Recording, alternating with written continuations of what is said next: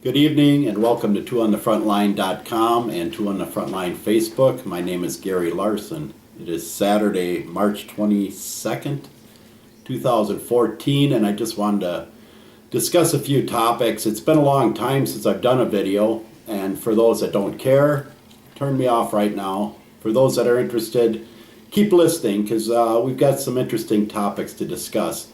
And the first topic is the Malaysian airliner.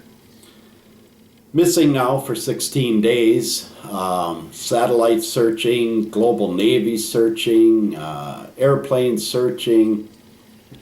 Still nothing showing up. They're searching off the coast of Australia right now, evidently finding a few pieces of debris, pallets, junk like that collects in the ocean, but no signs of an aircraft.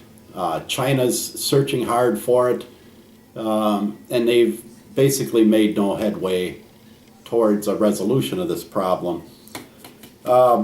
We've heard everything from it's in Diego Garcia, maybe it's in Pakistan. I've heard even maybe the Taliban have it. It could be in North Korea. Hell, it could be on the moon for all we know. But a couple things about airlines that I know most of you understand, but for those that don't, modern airlines have the most sophisticated tracking systems known to man on them.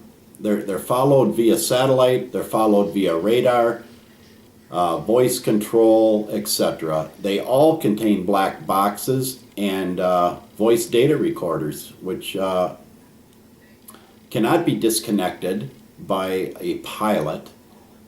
Generally the black boxes, and I say black boxes, they're not really black boxes, they're orange, are located in the tail of the aircraft, and for a pilot or a terrorist to make his way back there and just pull a wire and disconnect them is impossible. These units are built to withstand the most extreme heat, the most extreme crashes. They're built to withstand deep underwater pressures. They cannot be just opened with a hammer and a chisel or a screwdriver. They are highly specialized in the way they're opened, and very few people would have access to the tools needed to open one. And I want to give an example of Air France, an Air France flight that went down mid-Atlantic in 2009. Within a few days, pieces were already found and bodies were found within 5 days of that crash. Although the plane sank, it took 2 years to recover the black boxes. They were beeping, they knew a rough proximity of where they were, but at that depth, it still took 2 years to actually get down there and recover them. Once they were recovered, the circumstances behind the crash were figured out, which ultimately led to somewhat pilot error on that. But anyway, it was figured out. Another black box incident was an Air Alaska flight that went down off the coast of California a few years back.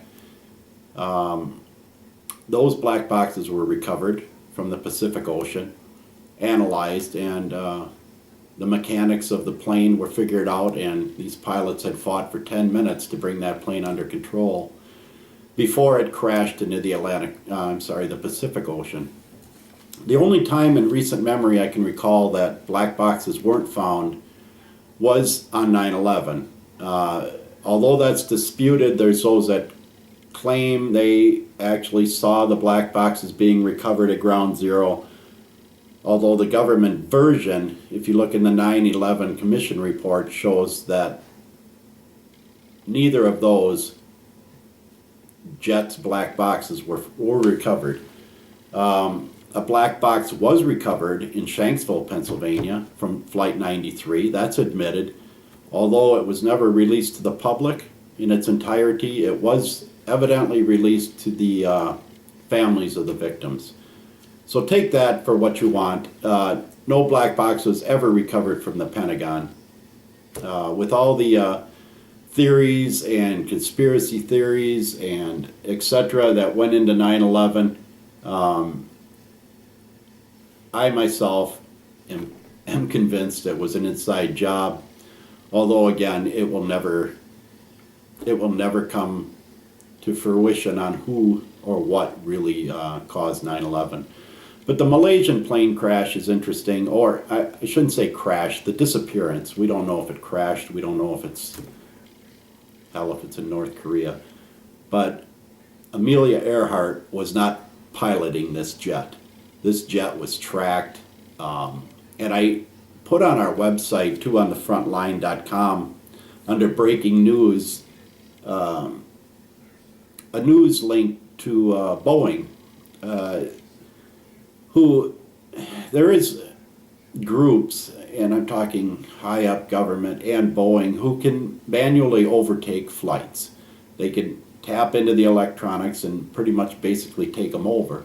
That's been going on for decades. Back in the 80s, they were showing remote controlled 747s crashing because they wanted to test certain fuels.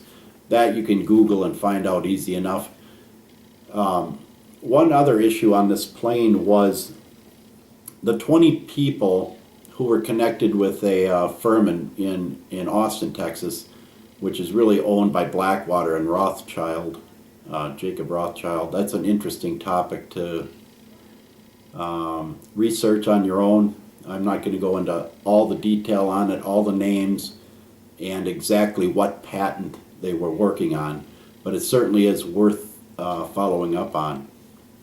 A couple other things going on, and I think the Malaysian jet disappearance ties into is the crisis in the Ukraine and the crisis going on in Crimea. There was a vote held there last week where the Crimeans voted overwhelmingly, 95+%, to join or re-engage with Russia as part of their country. The EU, the European Union, NATO, and the United States are highly interested in this area, in the Ukraine.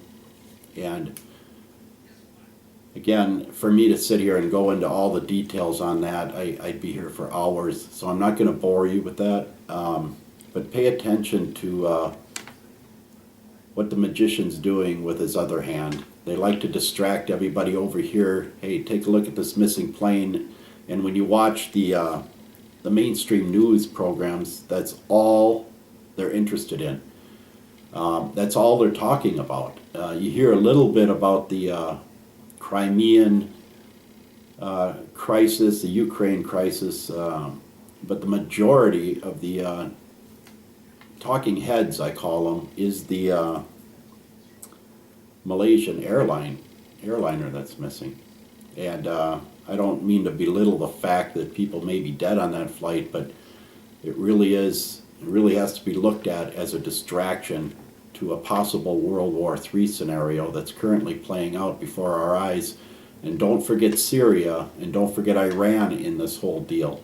China's making some moves in different areas of the world, and we could see a spark on this on this powder keg at any time.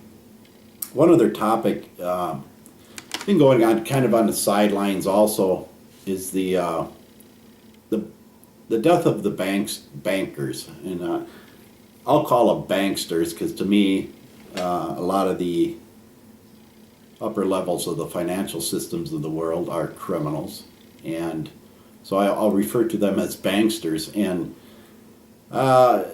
these banksters taking nosedives off of buildings, killing themselves, shooting themselves. Although it's not that unusual, to have it in such a big group as it is highly unusual. It's happening in London, it's happening in New York, and we know the financial system's in trouble. Trillions of dollars in debt. A recent headline came out, I think it was on the Drudge Report, showing the world overall is $100 trillion in debt. Now, I don't know who this debt's owed to.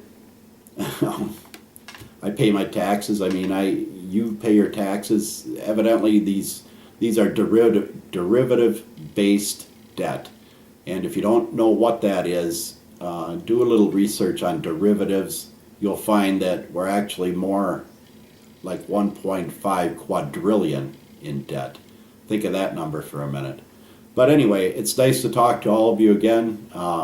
Stay in touch with our website. Keep posting your good work on Facebook, and send us out to all your friends around the world. And have a great night. Thank you.